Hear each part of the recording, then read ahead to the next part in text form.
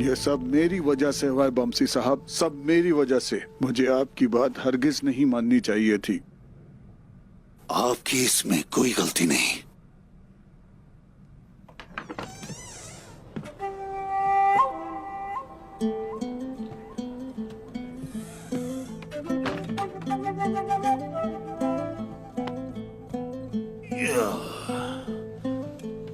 अस्तगफिरुल्लाह बमसी साहब, अस्तगफिरुल्लाह।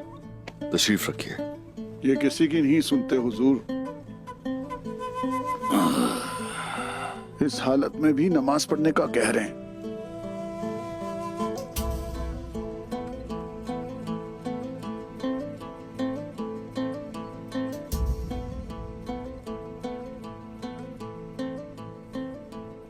बमसी साहब, हम ऐसे जाल में कैसे फंस गए? हम उस गद्दार का अभी तक पता नहीं लगा सके हैं। जल्द या बदेर पता लगा लेंगे उसका और उसे इबरत का निशान बना देंगे। लेकिन मुझे तकफूर योरगो से मिलना होगा पहले।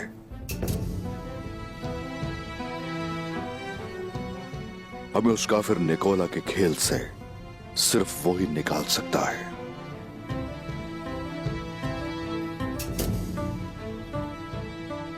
इदरीस साहब, हमें कुछ देर अकेला छोड़ दीजिए।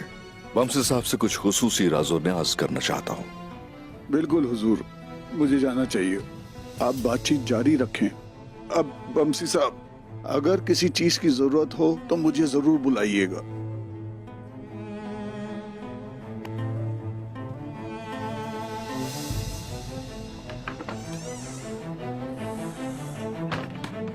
उस्मान साहब, आप तकफूर योरगो से मिलेंगे, ये आपने इदरीस के सामने क्यों कहा? बहुत जल्द गद्दार मेरी गिरफ्त में आने वाला है बमसी साहब। देखते हैं हमने जो बात की है वो निकोला तक पहुंचती है या नहीं। आपको इदरीस पर शक है?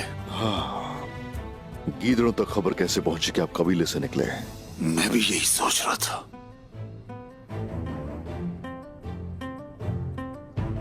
हम ढूंढ निकालेंगे।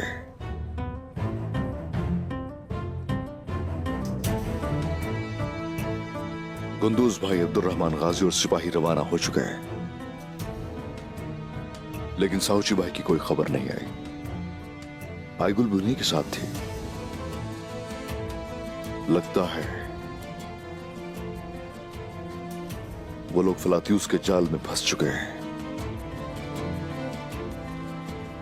आप बिल्कुल फिक्र ना करें उस्मान साहब, जय कुताय और आईगुल उनके साथ हैं।